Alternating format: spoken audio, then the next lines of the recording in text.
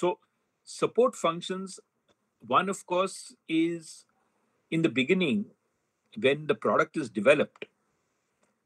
All these products, before you manufacture and market it, you have to get license. From whom?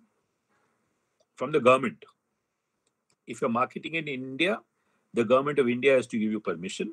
You have to get a manufacturing license, marketing authorization. Or if you're supposing selling it in Africa, you have to get a permission from the African government to permit you to market your product there. Who does all this approval? Each company has got what is known as regulatory department. So a lot of pharmacists enter the regulatory department also. So they specialize in understanding what are the requirements for registration of products to get approval to manufacture and market your product. It's called the regulatory department. Associated with the regulatory department is what is known as the medical department. In the medical department, usually there are medical doctors, but you also will find a lot of pharmacists helping the medical team, and they work jointly. So one of the functions is to help in registration, which is the regulatory team. The second is also they do two other functions. One is they provide training to the sales and marketing team about the medical aspects, because they are doctors. Though we are pharmacists, we understand certain things, but little more deeper in terms of diseases, they know better. So they train the medical aspects to the sales team. Sometimes doctors have got certain questions on our products. Then the medical team will also uh, write replies to doctors. So you have training, regulatory, and medical all together, right? They're very much interrelated, and pharmacists play an important role there, right? So this takes care of the entire system. Apart from that, any company will have HR, human resources management, so that people are, motivated. People all work together. They're paid properly. They stay in the company, perform well. There is the human resources department. Then there is the finance department, which sees that all the money aspects are taken care of. So this is broadly an overview I wanted to give to you in about 5-10 minutes about the pharmaceutical supply chain. There are also functions, little specialized functions apart from training, in where pharmacists can play a role. One is in sales force excellence. So the sales team which is going and meeting doctors, how they can improve their performance, how they can sell better. That's called sales force excellence. And of course, in marketing, there is strategic marketing and all that. So when you start your, now, of course, you're just starting your BPharm, but it's good to think about two things. One is, what out of these functions are more interesting to you? Is sales more interesting? Is research more interesting? Is manufacturing more interesting? So you have to think, you don't have to decide now, but while you're studying, you should see where your interests lie. But that is one. Second is also you need to have an ambition. How long you're going to persevere to go to the top? Because when I'll tell you my case, when I was starting my BPharm, if somebody asked me, where do you see yourself towards the end of your career in pharma? What would you be happy with? That where do you want to reach? So I used to that time say, if I become a marketing manager in a big company, I will be happy. But afterwards, I realized when I became a marketing manager, then I realized, no, this is too early to stop. I became a marketing manager at the age of 30. So I said, now what? I have to. So you have to prepare yourself. Start from now to understand what you want to achieve in life is. So the reason I'm saying this is that if you say, for example, get into a packaging department or you get into distribution department, chances of moving up in the hierarchy of the company are less. Who do you find people who move up? It's usually sales and marketing people, manufacturing people. These are the people. Of course, there is finance and HR that I'm not talking about. I'll come back a little bit to HR. But usually the faster track to move up is sales, marketing, manufacturing. Usually. HR is something which I've seen some pharmacy graduates, after they finish their B.Pharm, they do an MBA. And in MBA, you can specialize in marketing, you can specialize in HR, you can specialize in finance, you can do anything. You all must be knowing that after B.Pharm, MBA is good to do. And then you can specialize in sales, marketing, uh, finance, HR. These are the usual operations management. These are the usual things. There is another one is to do an MBA, and you have to be clear where you want to go in life in terms of career. The second is some people will do an M.Pharm, do a PhD. So then you're specializing in a technical side. You're not specializing in the commercial side. Commercial side is sales, marketing. If you do an M.Pharm, then M.Pharm you can do in pharmacology, which is related to action of drugs. You can do into manufacturing. So depending on where you want to do your M.Pharm, you can do a PhD. Typically, when you do an M.Pharm and a PhD, you will either land up in teaching. And teaching is, again, I've not talked about it, but teaching is, again, a noble profession. It does not pay much, but it's still a good field to be in. Teaching gives you a lot of inner satisfaction. It may not give you a lot of money compared to industry, but some people like to teach. Besides that, research. If you do a PhD, then you can get into research. Sorry, in teaching also, I know a lot of people from KMK College who've gone into teaching, not just in India, but also in the US, in other countries. You can become a professor. There are some people who are fairly senior in the academic field. I know one person who's the dean of a pharma faculty in a university in the US. So you can do very well even in academics. Teaching is one line which you can pursue. So this is broadly the pharma avenues of where you can go. The other thing which you need to consider is everybody needs to look at himself or herself and think through what are my strengths? What am I good at? I may want to be the managing director of a company. So I'll say, okay, maybe I should enter into the sales function or into the marketing function.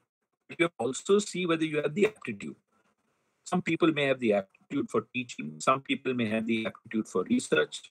Some people may be aptitude for selling. So you have to see what really makes you, enjoy what you're doing and makes you good at what you're doing. So that is another aspect. So I will halt here for some time. I want to listen from you whether you have any questions, and maybe that will be one way of addressing, because I don't know what's going on in your mind. I just told you what's going on in my mind, but you may have different questions. And maybe what I've already said may not be clear to you. So you can either ask me questions which I have not covered, which may still be in your mind, or ask me questions on what I've said, but may not be clear. Right? So I don't know who's going to coordinate this, but one by one is always better. So, yeah, please. So as you said, the people from the sales and manufacturing are most likely to get promotions. So why aren't the R&D department people not getting promotion? So the thing is that there are two aspects to it. One is that, and I'm taking an example of research. So in research, what are the kind of people who enter research? There are people who are primarily doing desk work. They are in the lab. They are dealing with their books, journals, and experiments in the laboratory. They are not really interact. The personality of people in research are people who are usually introverts. One. The second thing is that people in R&D tend to focus only on R&D. They do not understand the full commercial aspects of the organization.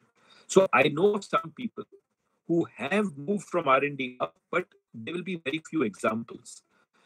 The other aspect is that in R&D, there are not many levels. So if you join, say, as a, even after a PhD, you will enter first job, maybe as a research chemist.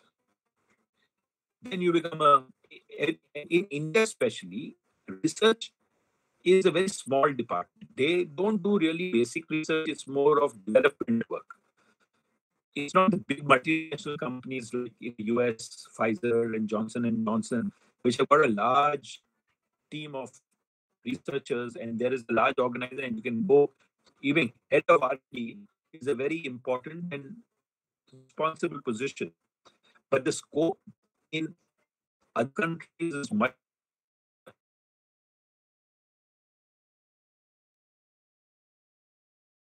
right? Where will you go up to? You will at the moment very soon.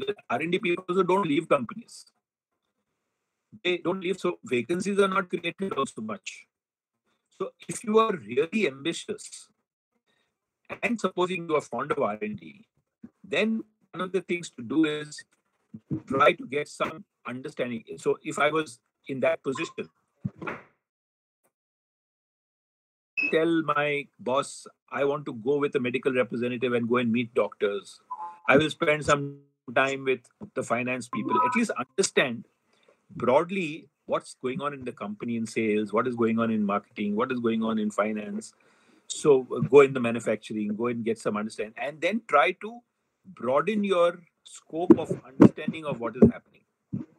Because in any company, survival is based on getting innovative products, and second is able to sell these products. These are the most important. So what you're saying, R&D is important, but in India there is hardly any research. So is there any department which can switch according to its convenience, like from the manufacturing or R&D to manufacturing? So that is possible to do, but let's take for then you should not wait too long. If you stay in research for too long, then you get slotted. That Abhisko, once you reach say 10 years of experience, then they will not shift you to manufacturing. But in the beginning, if you do a little bit of research, say 3 years of research, then move to manufacturing is good. But my question first is, before entering research, what will you do? Will you just stop at B Farm, or will you go No, for a PhD? no, masters, at least masters. Master से कुछ नहीं होता. You want to do research, do a PhD. Right. It's a great function. And in that also, real research is happening in very few companies in India and many companies outside India. But in India, I can tell you maybe 5 companies which are doing research. The multinational companies here, for example, Pfizer, their research happens in their headquarters. It doesn't happen in India. So if you work for an Abbott or a Pfizer or a GSK outside India, then you'll learn a lot. But in India, there is some research happening in a few companies like Sun Pharma, like Dr. Reddy's, Zydus. These are companies which are doing some research here. So as you said about the vacancies, is it tougher to get into Indian companies or the abroad companies? So, repeat your question. Like you said that there are very few vacancies in India because of the people, right? The small R&D team. So is it tougher to get into Indian companies or the abroad companies? So, abroad companies, if you do your PhD in Bombay, for example, and if you apply for a research position in a foreign company, let's take, for example, GSK in UK, they will not even look at your CV. So, ideally, is to, if you, multinational companies like that, you do much more research than Indian companies. So ideally, what should happen is that if you do a PhD, then join the Indian affiliate of a multinational company. Let's take, for example, you've joined the small R&D team in GSK in India, and then impress upon them. If they find you good and they say, okay, this guy will be useful to us,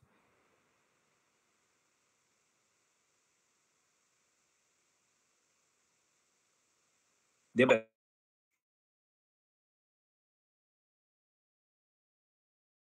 company or directly from the university. So a lot of people I know, they do their BPharm or MPharm here, then they go abroad, usually to the US, do your PhD there, and then get into a multinational company R&D department. That is easier. But a PhD from India, as a fresh PhD, will not be picked up by a Glaxo or GSK in London. But if you are doing your PhD at Oxford University in London, then there are chances that you can be picked up by GSK or AstraZeneca in the US. What about the NIPER University in India? Sorry? The NIPERs. Yeah. If I look from the NIPER, is it equivalent to any other university in India? The status which the foreign university. NIPER and many other universities in India have got a good image. I'm talking about job prospects. If you do a PhD in NIPER or even a ICT or UDCT as it used to be called, all these are good universities to do PhD. But from a PhD R&D department of a multinational company outside India, the chances are very low. Unless you do some groundbreaking research in that in your PhD, that people will come and pick you up. That's fine. So if you do a PhD in India, then there are two first steps. First step is to join the R&D department of a large Indian company. And the second choice is to join the small R&D department of a large multinational subsidiary in India. You'll get in. Getting the job is not the problem. The problem afterwards is rising up. You will not find people, examples are very few, at least I can't recall even one, where somebody has done a PhD in India, joined an R&D department in India, and risen up to be a managing director of a company. Thank you, sir. Good. Any other questions? May I, sir? Yes, please. Sir, there's a course named as PharmD, Doctorate of Pharmacy. Yeah. Sir, will you let me know what is the scope of this course? So you're talking of PharmD not in India, right? Are you talking about India PharmD or a PharmD in the US? India. So India is a very new thing. It's similar to a PhD, but PharmD is a more clinical kind of work. So if you do a PharmD in India, what I just now mentioned about doing a PhD in India, the job opportunities are limited in India because a PharmD is more a clinical pharmacologist. Mm-hmm. And to do clinical research, you'll either land up in a university or you land up in the R&D team of a large Indian company like a Dr. Reddy's or a Sun Pharma. There are only maybe 5 companies which do the kind of research which will require they will find a PharmD useful. If you do a PharmD, go do your MPharm or BPharm here and go and do a PharmD in the US. Then you join, either you continue in the teaching profession in the university in the US, or you join a pharma company in the US. Then the scope is much better. But R&D in India is very limited scope. And PharmD is for basically clinical research. Okay, sir. Thank you. Sir, my question is that, sir, I want to know more about, sir, distributorship in sales. Yeah. What do you want to know more about? So typically, if you look at, it's like a pyramid. At the base, Yes, you have got chemist shops, which you are all aware of. The chemists normally buy from a stockist.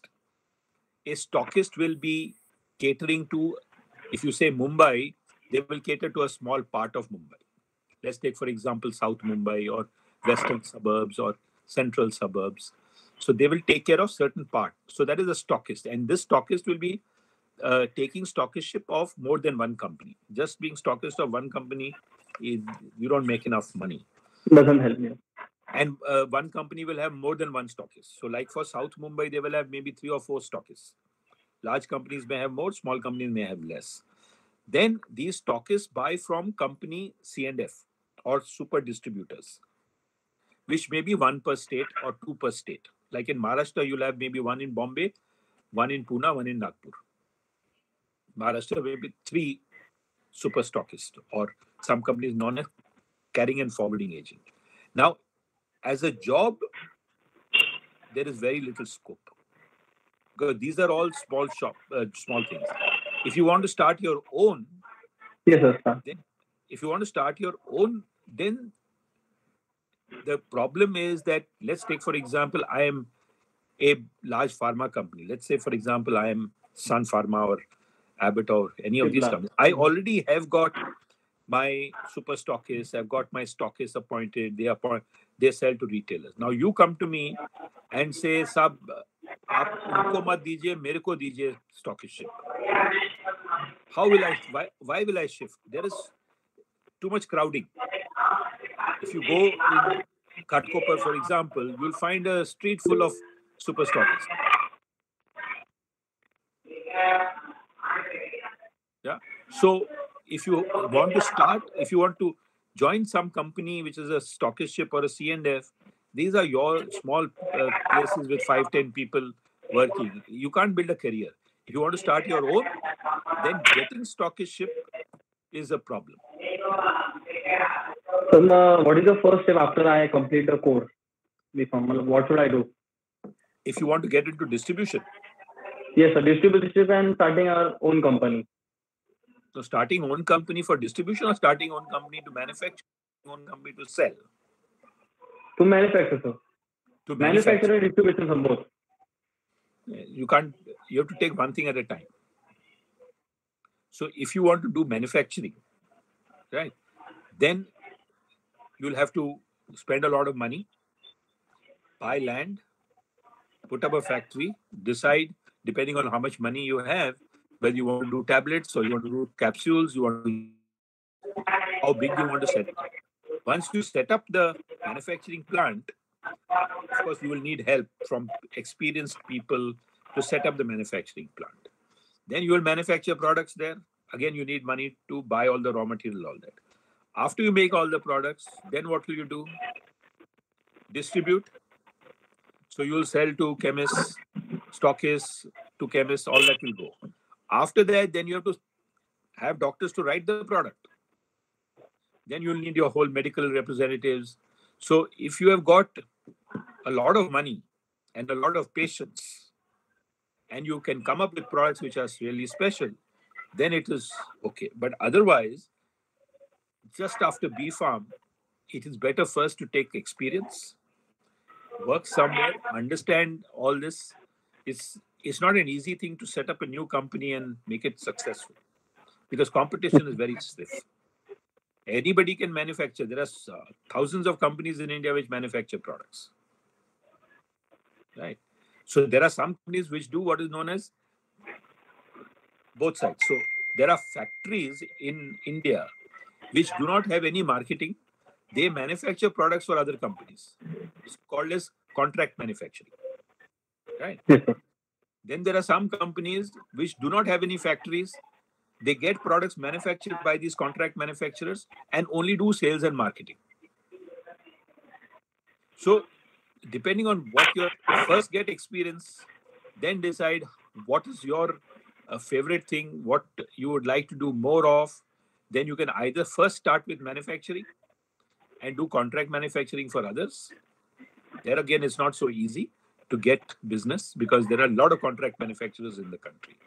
Second is, if you are fond of sales and marketing, then you can get your products manufactured by a contract manufacturer and set up your own sales team. If you do not have too much money, start only with Maharashtra, for example.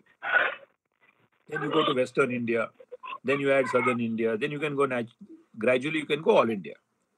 But you need great products. You need to know ways of how you can convince doctor to write your product, prescribe your product, show how it is better than other companies.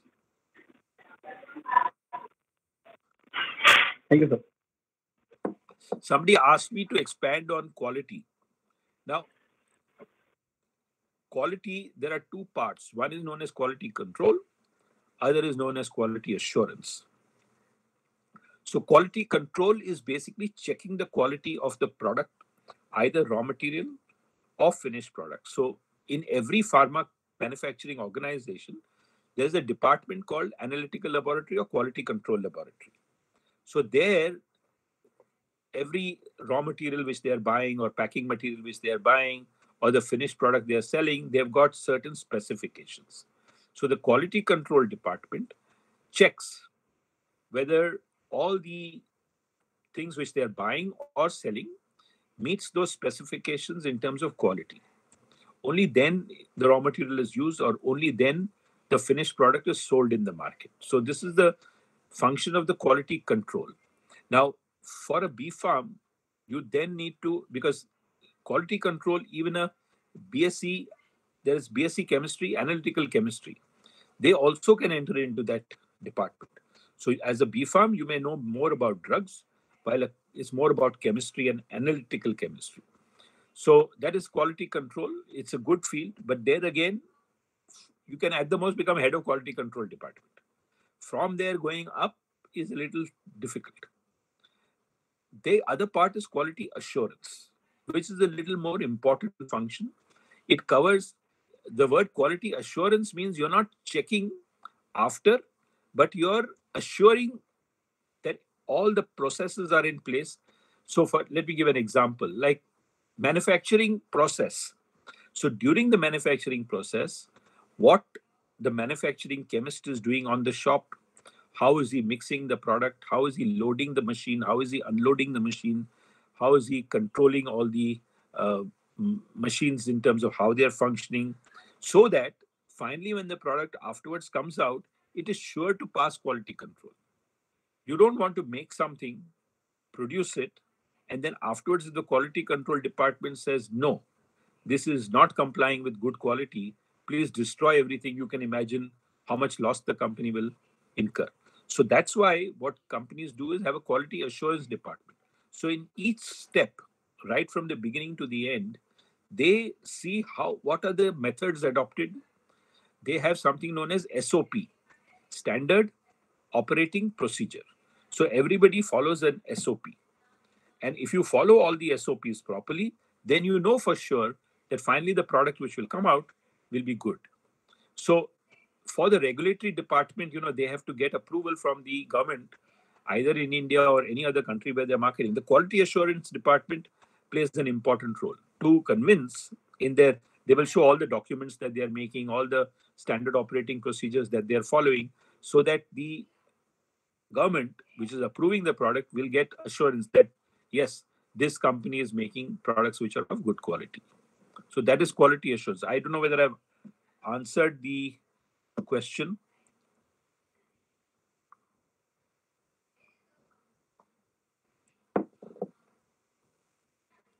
Yeah, so good. So any other questions?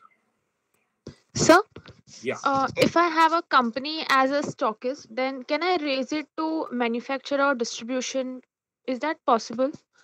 Everything is possible. So if you have a distribution company, whether you have it or not does not matter. You can still set up your manufacturing company. Only thing is, when you set up the manufacturing company, two things. One is, what will you manufacture, and what will happen to the product which you are manufacturing. So what you will manufacture has to be ultimately consumed, right?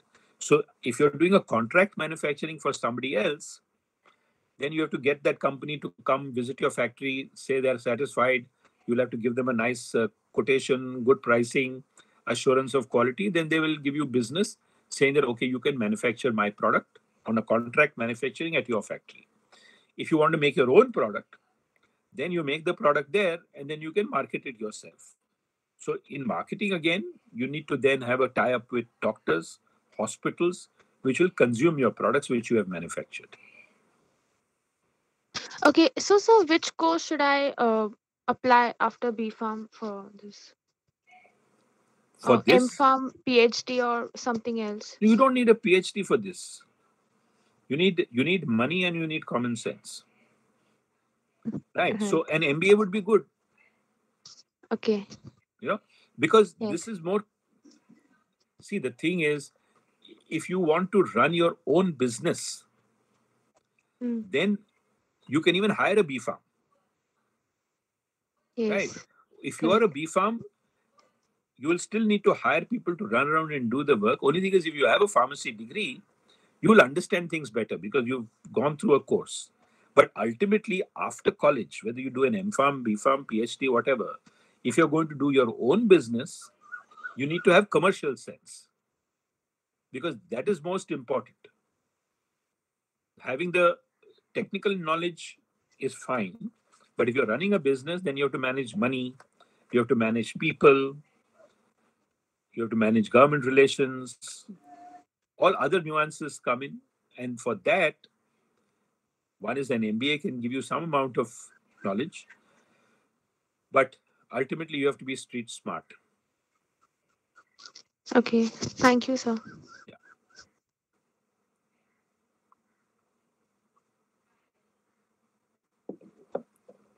What else?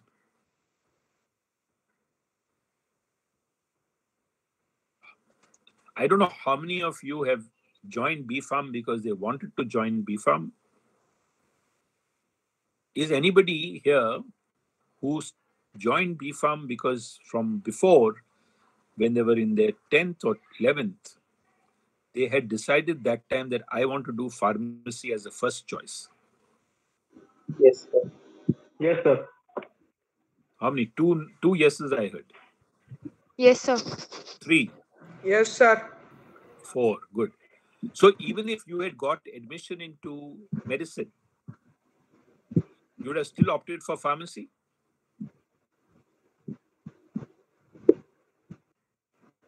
If you had got marks which were qualifying you for an MBBS? No, sir. So that's what my question is, that would you take pharmacy as a choice? As a Yeah, first? because MBBS needs our time also, and the funding is also greater. So yeah, I would have taken B Pharmacy instead. Good. Somebody asked a question on the chat that, is it better to do a job or to do business? It's a very difficult question to answer.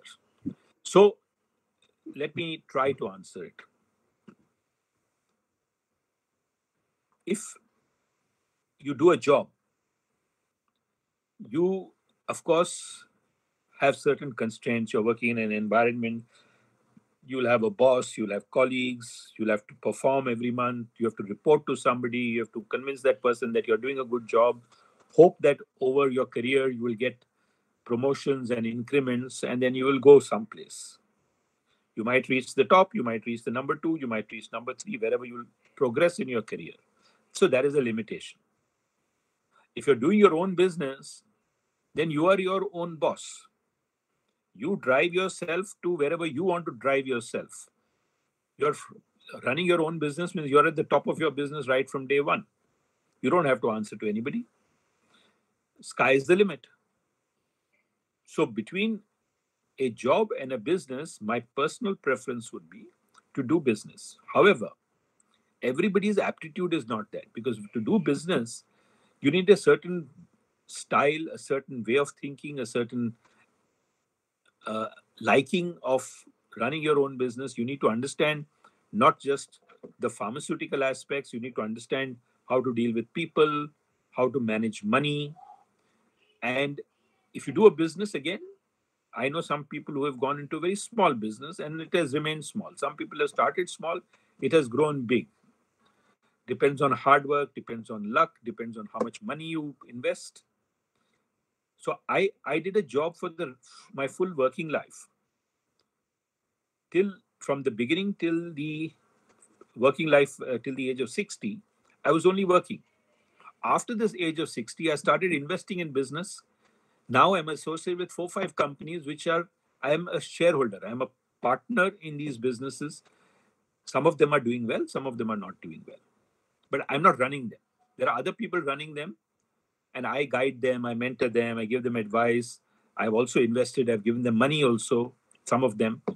So I'm enjoying this now because, but while I was working, I never had the guts to say that I will give up my steady job and do this, business. I didn't have the guts that time.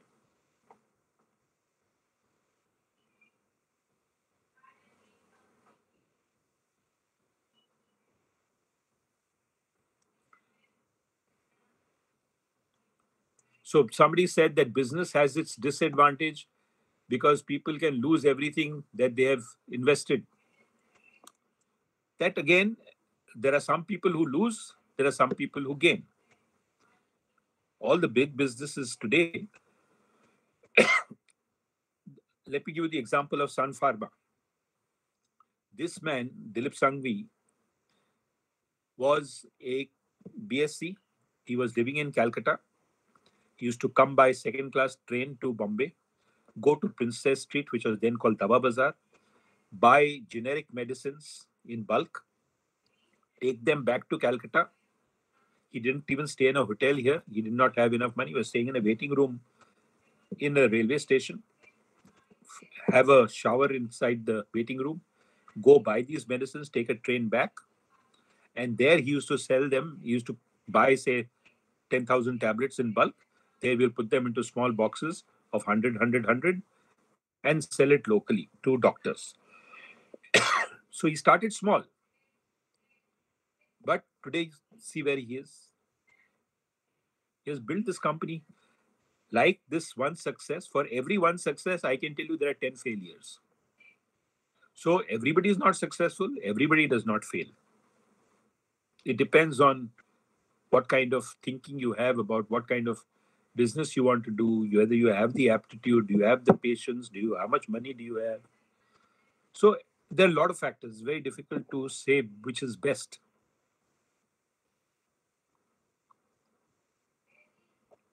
I enjoyed my working life because I had no stress. You get every month steady income. You have a family to look after. You have expenses, your house, your children's education. You need monthly steady income. So I never had the courage to say that I will leave my job and I will start a business. I did not have enough money from my parents to say that, okay, this is the money you can look after your home expenses, you can look after your children's education. Now you can go and experiment and try your own business. But there are some people who have done that. So I can't give you an answer to that question. From which department did you start? Sorry? From which department did you start your career? So when I was doing my master's, I did one master's in KMK and one master's in the US. That time I was teaching as a teaching assistant. After I finished all my studies, I came back and I started in sales and marketing in a small company. So I started in sales and marketing. I worked for the first 2 companies, was only one year. The third company, I worked for 3 years as a product manager. The fourth company, I was marketing manager for 5 years. After that, I joined a small Belgian company in India as a managing director. So which had manufacturing of both API as well as formulations, plus its own sales and marketing team. It was a small company that time, and then over the time it grew. So I can say I was working hard and I was also lucky to be at the right place at the right time. A lot of people work hard, but they don't always get the opportunity. Some people get the opportunity, sometimes they don't take the opportunity. So you have to be a little courageous, try different things.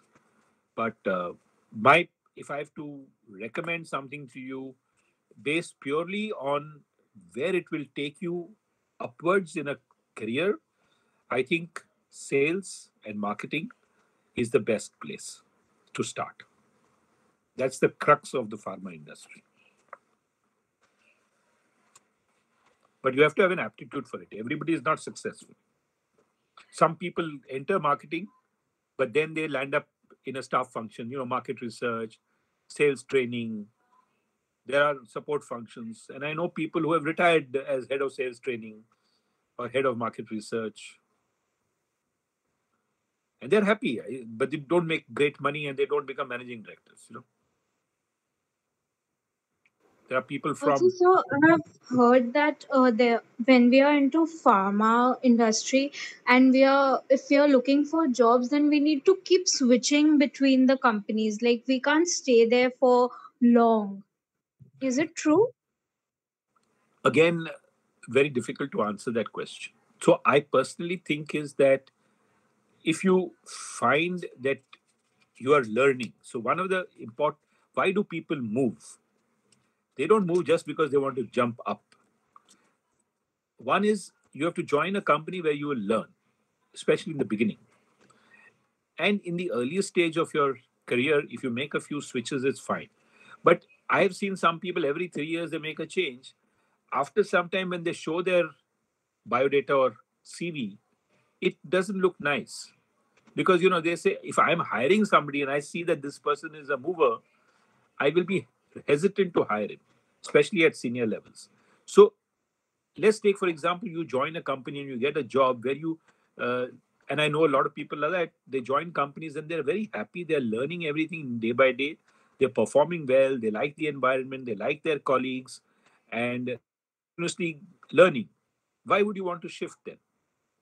If you're learning, you're growing, may not be immediately that you will jump up in terms of hierarchy, but so long as you enjoy the people around you, you have a good relationship with your boss, you are learning on the job, no need to change. I'm sure when you perform well, even in those companies, you'll grow. If you find after a few years that everything is going well, but you're not moving up in terms of career, talk to your boss, talk to the HR department. If it still doesn't work, then you look for a job outside. But don't move purely because you think that I'm going to get 20% salary more.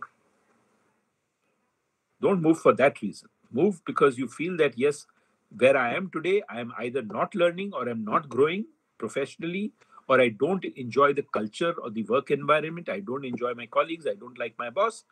Then you shift is fine. Okay, so thank you. Yeah. So somebody's asking, is R&D a good platform? If you like research, like I said, in India, research is very limited. It's more product development. So if you like that kind of work, it is a work which you're basically working in the lab. You're not interacting much with people. You're interacting more with materials and chemicals and sometimes animals. So if you like that kind of work, it's great. But in R&D, you should be in either a large company which is really doing R&D and or get into academics. Either in India or outside India, research is a great field. I mean, you must be reading much about the recent discoveries of or inventions of vaccines. So, if I was a researcher in Oxford University and I developed a vaccine, you can imagine how great feeling one would have to be able to come up with a vaccine, develop a new drug, develop a new product. It's a very satisfying feeling. I think it's a great area to be in. It does not take you, rarely will you find an R&D head becoming the company head, but there's nothing wrong with that. Even becoming head of R&D is good, but in a good company. Good meaning at least in a large company, good for anywhere. But small companies don't do research. So there are a handful of companies in India and maybe a few maybe 50, 75 companies internationally which are really doing research, or you in the university setting, especially universities in few in India and a lot outside India, they're doing a lot of research. Oxford University is one of them for this new vaccine from AstraZeneca, which is now being made by Serum Institute.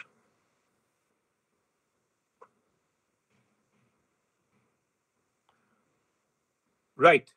Any other questions?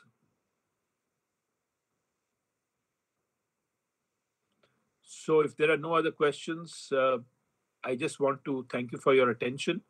You can get my contact details from either Dr. Vandana or Dr. Rita Lala. And anytime you have any question, you can either call me or send me an email, and I'll be glad to answer that.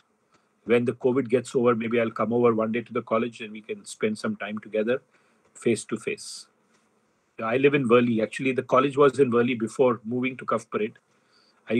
Though when I was studying, it was in Ulhasnagar. When I finished studying, it came outside my house. And then it moved to Cuff Parade. But last year I came there when it was the alumni meeting, and then I came to the college day here. But that was before lockdown. So I don't know what will happen this year in terms of the annual day. But maybe one day we will meet face to face. I'll come to the college and spend some time with you.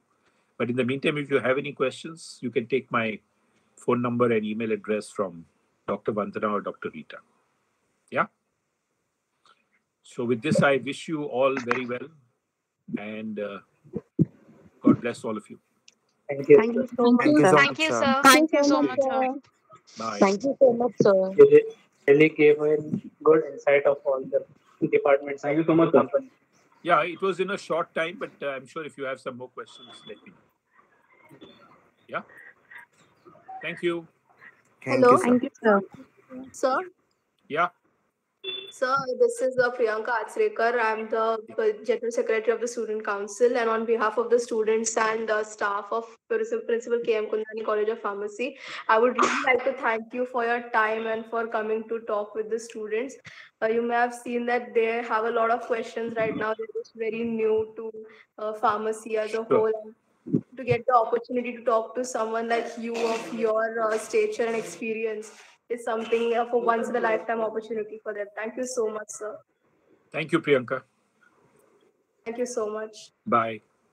Okay, bye. Bye, sir. Bye, You too. sir. Bye, sir.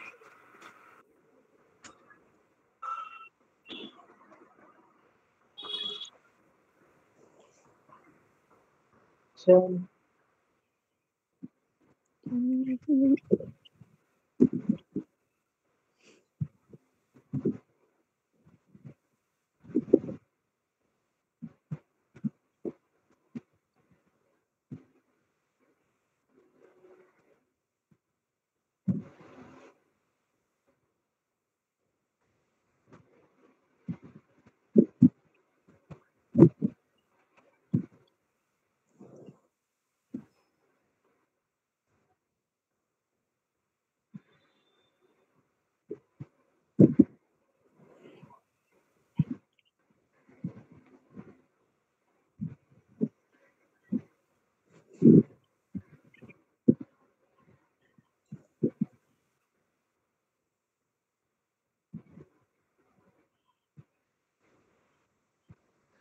hello, Priyanka Didi.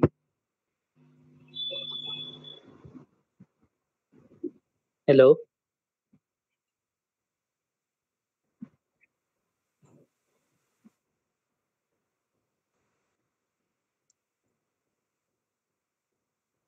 Priyanka दी ऐकतेस का?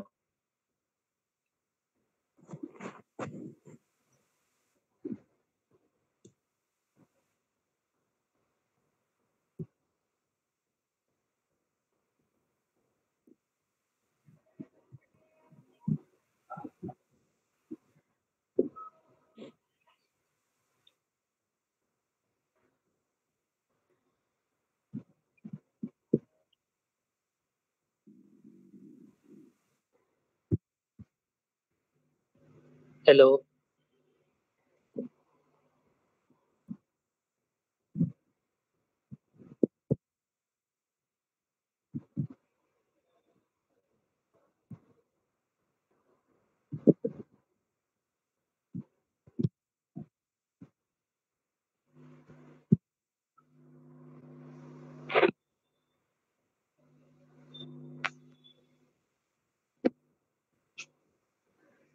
Hello, Priyanka Di.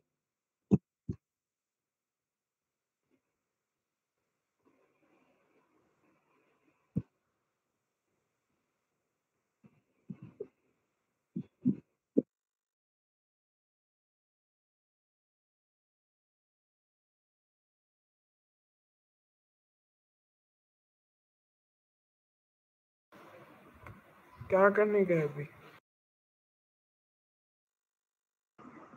खत्म हो गया, leave करना है।